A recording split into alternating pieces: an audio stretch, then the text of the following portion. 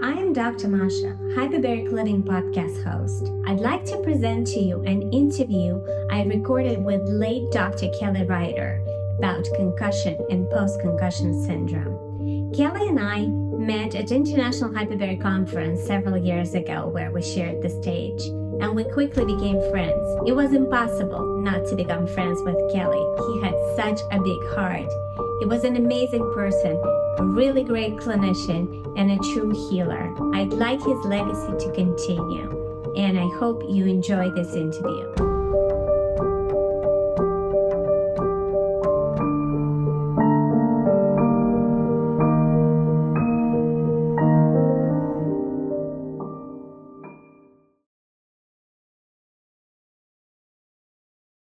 We'll talk about concussion because that's your specialty. And I probably don't know another person who would know as much as you do about concussion and its treatment with hyperbaric oxygen therapy, because that's what the show is about.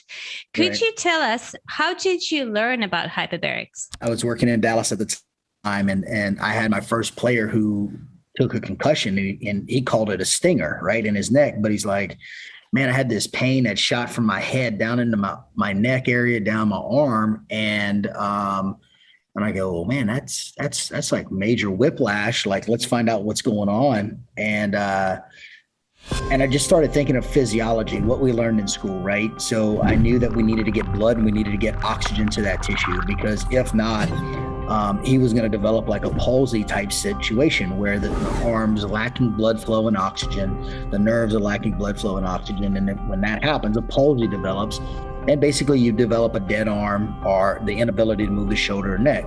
So it kind of by accident, not realizing that his brain had really taken a beating and he was suffering really from concussion. I put this player into the chamber, zip it up, and I put him in there for 90 minutes. And I was like, okay, we're going to go do 90-minute cycles. We're going to find out exactly what's going on. And he gets out of there and he's like, I can see clearer. And he's like, man, I don't have that quote unquote brain fog anymore. And I'm like, what do you mean? He's like, man, he's like, it was like I was looking through clouds all the time. I didn't realize how foggy I was. And then he just started kind of telling me like what's going on. So then I revert back to my training, right? So I go, okay, well, let's check all these 12 cranial nerves. Like, let's make sure your reflexes are working. So then we started finding some mild abnormalities, which I didn't think of testing in the first place, because he told me kind of what was going on and what I'd learned in stingers and whiplash from the chiropractic training side was, let's get that tissue moving. Let's get, stem, heat, soft tissue modalities on it. Like, let's get it rehab. But long story short, we kind of get into this part of evaluating these concussions. And then I'm like, oh man, his balance is off. Oh man, his vision's off, going through all the 12 cranial nerves. And then I start documenting this. I'm like, man, there's something going on here. And then in 2015, I got invited. I was the only chiropractor in the United States to be invited to be published in an article in neurosurgery that was talking about how concussions are recoverable, because we were able to prove yet again where they came in with objective findings, subjective complaints, objective findings. And then we were able to actually show that with hyperbaric oxygen therapy and some other therapies but mainly hyperbarics, we were able to get the brain to turn back on and then get the brain to then back to functioning like it was beforehand. We shared the stage several times at International Hyperbaric Association, and I remember your presentations that were usually on the treatment of concussions. But here I'm really interested in testing. Are they often misdiagnosed? Yes, they're often underdiagnosed.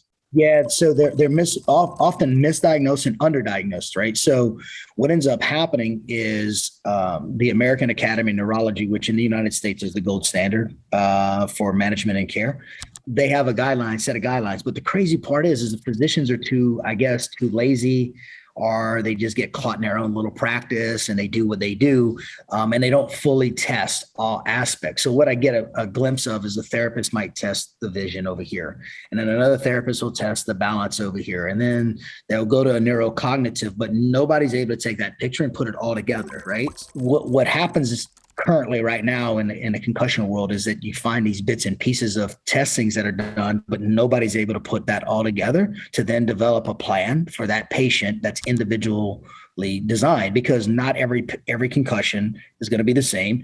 Not every concussion is going to have the same signs or symptoms, and not every deficit is going to be the same. So in other words, what you and I might take in a same motor vehicle accident might be totally different. I might not have a concussion and you might be rocked to the stars in the galaxy, or it might be vice versa, where you get hit on your side and then I'm the victim on the opposite side and I'm out of this world, And so what it comes down to is the testing. And once you're able to test it and then put it all together in one pretty package and develop a specific treatment protocol and plan for that individual, that's where you see the outcomes go, a lot better, basically. So let's say a person thinks or suspects that he or she might have a concussion. They come to your clinic, they go through proper testing, the testing protocols that you have, and they get diagnosed with concussion. So what happens next? That's when the hyperbarics start. We first got to get blood and oxygen to the brain. The brain is bruised and beat up, right? We got microvascularization that has been compromised, right? And we know that the brain has a ton of blood and it needs a ton of oxygen in order to heal. So in concussion, the brain is bruised. We need to reverse that bruising process, just like we do in any soft tissue. The brain's a soft tissue. So once we're able to then get that blood flow and oxygen coming back, we test them again at 25 or 50 sessions in. So how many sessions would they typically get before you evaluate? So it depends upon their signs and symptoms. So we monitor their signs and symptoms, right, the whole time. So at 25 sessions, if their signs or symptoms are telling me that they're probably good to test, then let's go back and test. And because the part is that I don't want to do any testing that's going to offset them and make their signs and symptoms worse, right? Mm-hmm. We got to make sure that patient, we're doing no harm to that patient at the same time that we're taking care of them, right? And so I don't want to do anything that's going to make them worse, but at the same time, I don't want to keep them here any longer than I have to either. So the big thing is being able to take that patient and knowing when to try to test them to see if they truly are better or their brain's just feeling better. How many sessions on average a person with a concussion diagnosis gets? That's kind of an interesting question, because the sooner that I can get them, like once the injuries occurred, the faster I can get them out of here. So typically between 25 to 50 sessions, right? But I always tell people that number of 40 or whatever you hear out there, that was a made up number. It's a made up number. Yeah. Right. It's a made up number. So I think that's one of the biggest things that we have to misspell and de-spell amongst our community, is that there's no magic number, right? Mm-hmm. And that these people think, I need the 40 sessions. And I'm like, okay, well, what happens at 40 sessions if your signs and symptoms have only decreased by 30%? We've decreased it. So maybe 40 is not the answer, right? Maybe we need to go to 80 and then see where you're at. Because if we can get that signs and symptoms to decrease by 60% at 80, now we're on the right path, right? And it may be 100, I don't know.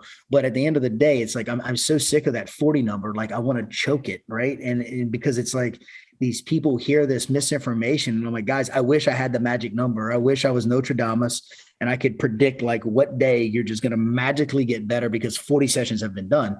But that's not simply the case at all. On average, 50 sessions is a pretty average number if I can get them in right away. Unfortunately, I get to deal with the long haulers, right? So people that have tried vision therapy, people that have tried vestibular therapy, people that have tried going to, neuropsychologists and psychologists and drugs and mental health route, because what happens is brain health does look like mental health. But the problem is they throw mental health at it and it doesn't respond because it's a brain health issue, right?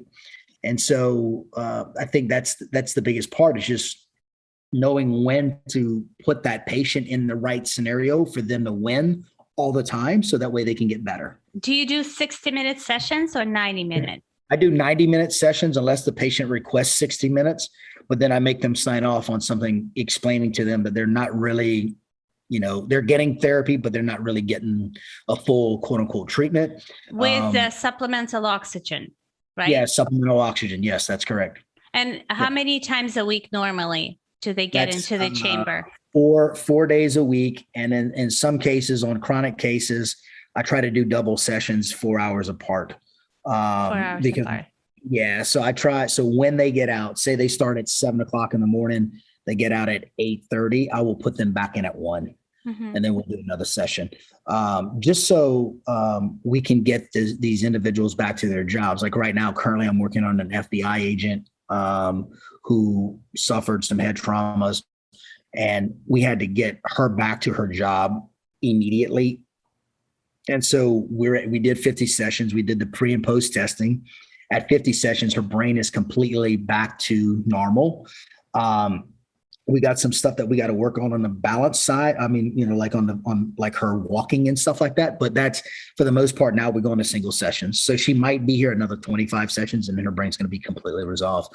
But being able to objectify, before and after 50 sessions was pretty amazing, because she knows nothing about the brain, but could tell everything about her brain. Like her speech is clearer. She's walking better. She doesn't have all these problems that she was having before. People don't even recognize her. They're like, wait, that's that person? I'm like, yeah, that's her. And the stakes are just too high. Cause I take that this mental health stuff is scary to me, because like, how many people are dealing with post-concussion syndromes that we have nobody's even evaluated them, right? So we got a prison system full here in the United States of people that tried to play youth football, played high school football, and then developed into these quote unquote monsters. Well, they're not monsters, right? They're dealing with health issues that were never evaluated, right? And when you get down to it, they probably would have never done what they've done if their brain was working correctly. I'm sure the listeners are now thinking, what if I have concussions, post-concussion syndrome? Could you tell us what are the typical symptoms of post-concussion? So let's talk about that. So as we age, right, the brain fog, right? People like, man, I can't keep concentration up. The ADHD type situations where they can't focus, they don't sleep very well. They sleep too much. They sleep too less, right? They find themselves ringing in the ears, right? Their vision, quote unquote, has changed, but they go to the eye doctor and their eye doctor's like, no, your vision's fine, right? So they're like, I can't read as much, as much as I used to be able to read. I'm getting headaches reading. But then it's there's 23 signs and symptoms, and it's crazy because it mimics so many other things. So I always tell people, if you really want to confuse a neurologist, give them Lyme disease, give them MS, and give them post-concussion syndrome, right? And you're going to find out if they're really good, because those three mimic each other all the way until one or two roads where they split, right? And have them figure that out without doing a cerebral spinal fluid. Post-concussion syndrome, if you're finding people being snappy all of a sudden when they were no longer snappy, and being, just angry, emotional, there's just so many things that you get to see. But then when they try those mental health routes where, they put them on all these medications and it's not making them better, then probably not a mental health thing, right? Probably the brain's just been jammed up. And it doesn't have to be a sports injury. It could be a motor vehicle. It could be a slip and fall.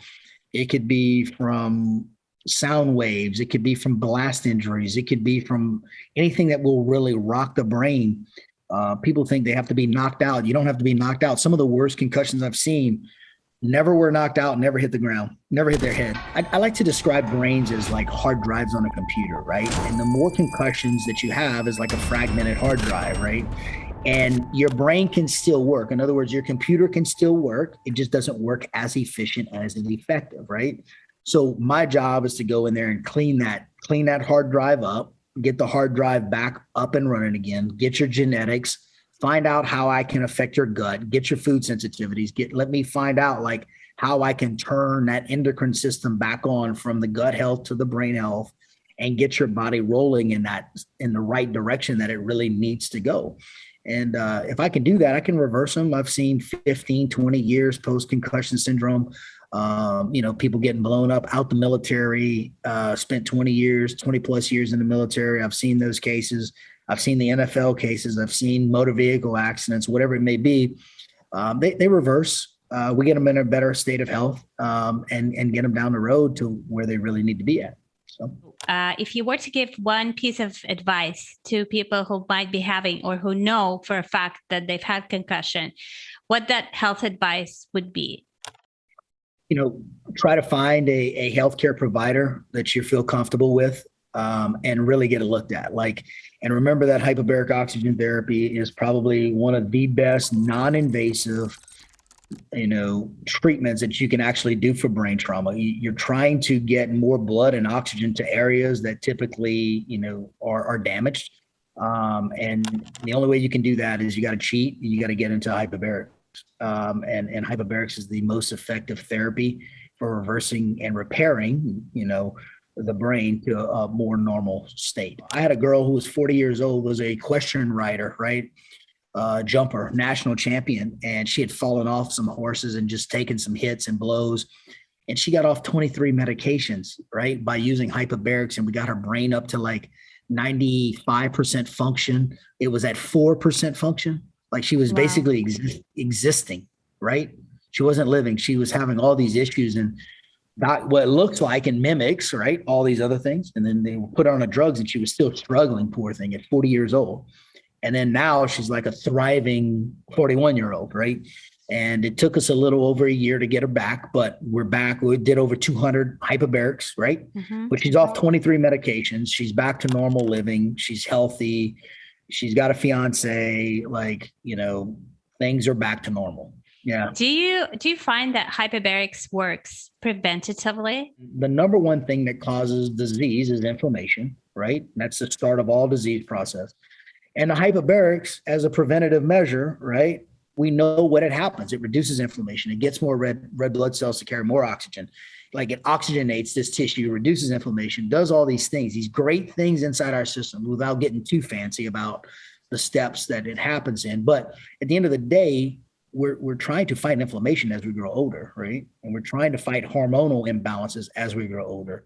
So, yes, preventative measures is always a good thing too. So the main reason that we develop injuries is you're malnourished, you're dehydrated, and you're fatigued, right? So if we can take the fatigue side out by getting more blood and oxygen to that tissue, we can work. There's things that they can work on at home, like drinking water and eating the right foods. So my job is to get the fatigue factor out, reduce the lactic acid, reduce all the cellular breakdown that's happening from them actually exercising, repairing the kidneys, repairing the lungs, repairing the brain, like getting all those organs that are affected with hyperbarics to actually fire properly. And therefore the physiology actually comes out to be better in the end. When I'm treating the athletes, there's usually the stage of actual recovery and then the maintenance stage. How many sessions a week is an optimal number of sessions for them? So on the heavier training days, the day before, the day of training, and maybe the day after, right? So you're trying to reduce that load, that stressful load on the system. Now, if you're as the peak training starts to ramp up, they're going to have more load days, right? So the load day might only be one day a week or twice a week out of 7 days that they load up on. Then as the training intensifies, they're going to be doing that more often, right? Mm-hmm. So then that's where the series of hyperbarics and making sure the water intake and their nutrition intake is right, because you're trying to reduce the effects of the allostatic load on the system. What about the game day? A day before would be great, like that night, like whatever time that match is at, like anywhere between 12 to 24 hours before then, 90-minute session, get in, get it done. And that's the most prime time. If we extrapolate it a little bit to normal people like you and me who don't train 8 hours a day or even maybe a week. Yeah. Right. Let's say we've had a difficult day. I've had a difficult day. I'm overworked. I worked long hours. Would it work the same way? Use hyperbarics on the day of hard work. And then if you have an important event, a presentation or something going on, use it 24 hours before then? Yeah, exactly. Because your body's, you're trying to, what we know inside hyperbarics is that we've done the studies where we put QEEG caps on patients and we put them in at 1.3, 1.5, 1.75, right? We see the delta wave drop. When we see the delta wave drop, that's the restore, regenerate, repair mode of the brain. It basically is the hard reset to the brain and the body. And then that produces all the good sleep hormones, all the repair hormones, restore hormones, right? So if you know that you're starting to feel fatigued and stressed out, then use that thing. on days that you're not feeling, you're going to go have a stressful load. You got to give a presentation, a sales pitch, whatever it may be.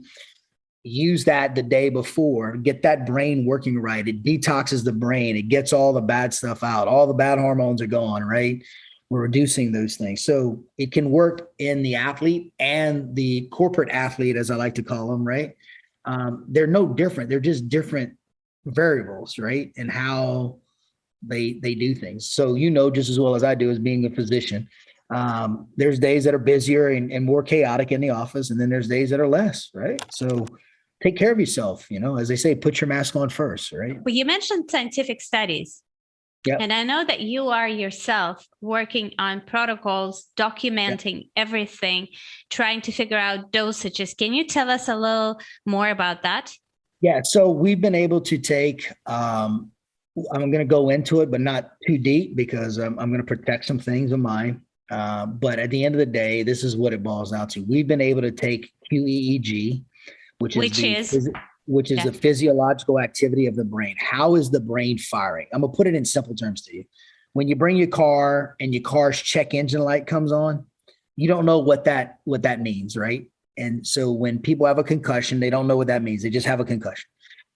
I'm able to take the brain and plug it into the computer, and then the computer spits off a report and tells me what's actually happening based upon physical activity of that person's brain. How's it firing? Are they telling me the truth? Or are they making this up, right? Because my job is to figure out who's telling me the truth and who's lying, right? But 99.9% of the people tell me the truth. They're hurting. That's why they're in my office, right? So we've been able to take that material and find out, based upon certain brain activities that we're finding out and we know of before, and compile that information and tell a person that 1.3 would be better for you. 1.5 would be best for you, 1.75, 2.0, 2.2, 2.4.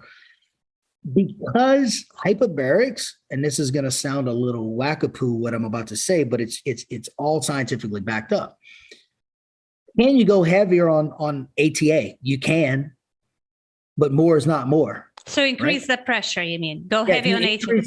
Yeah, if you increase the pressure on somebody, do you get a better effect? Not necessarily. Right? So what we've been able to do and what I've been able to do is actually find out that sweet spot for that individual. So, 1.3 works, right? But if I crank it to 1.5, it works better for maybe you, right? And then your husband might be 1.3 and your daughter might be 1.3 or 1.75. I don't know. But what we do know is that there's a variable for dosage, right? And I always use the same analogy of like aspirin or Aleve or any over-the-counter stuff that you're going to take here in the States, right? Some people take an Advil or Aleve at 200 milligrams. It works every time. Some people need 600 or 800 milligrams, right? So that same dosage, that same pill works for somebody at 200, just like hyperbarics, at 1.3. Or some people need 1.75 or 2.0 to get their body to do what it needs to do for them. So this is called personalized medicine. Yeah, this is personalized medicine. Yeah, this is what we're aiming for. Exactly. Right. But we were never able to really, we were guessing, more guessing than, We were just kind of throwing it out there, right? But now we have an approach to actually show that the dosage is actually based upon an individual's brain activity, and then how to monitor that to show that was the most correct mode. So like that FBI agent, right? That we're going to get back to her. It showed that she only needed 1.3. So we did 1.3 at 50. And I told her, I'm like, hey, you're going to probably be here about 100, right? 100 sessions. But at 50, let's see what your brain did. And at 50 sessions, Marsha, she was pretty much less than 25% of the pathological markers in her brain. So we were able to reduce all those pathological markers in 50 sessions to less than 25%. So now she's going to be doing one session a day for the next couple of weeks to get her next 25 in. And I want to see what the brain's going to do then. If the brain's ready to do what it needs to do, then we move to the next phase of rehabilitation. Does it happen sometimes that throughout the treatment, a person would need a different dose, a different pressure, or usually my body works well, let's say 1.3 and yours at 1.5? So So that's a great question, right? So sometimes, depending upon how beat up the brain is, we start off at a higher pressure. And at 50 sessions, we come back in, or 25, whatever it may be, right? We come back in and we go, oh man, that brain actually now can go at 1.3, right? So we start off at 1.75 was the correct dosage for that person at that time, right? Now we're down. Okay. And always supplemental oxygen. Always supplemental oxygen. Some people say, oh, it's the pressure. Other people say it's the oxygen. So it's the combination. So like baking a cake, right? Mm-hmm. Temperature or time, it's both, right? Mm-hmm. So, and if you don't use both, then you're gonna have a burnt cake or you're gonna have a soft cake, right? But there's a sweet point, and so you're just cooking the brain to make it perform better, right? And so it's both, right? Yes, one does work. In other words, if you just have pressure, we understand what the effects of pressure does, right? But we also understand what oxygen does, but we also understand what both of them do together. And together they're a scary combination in a good way, right? Yeah. So kind of interesting. Guys, if you like this episode, please give it likes because it would allow more people to see it. And if you know someone who might benefit from this information, please send them a link. Otherwise, I'll see you next week.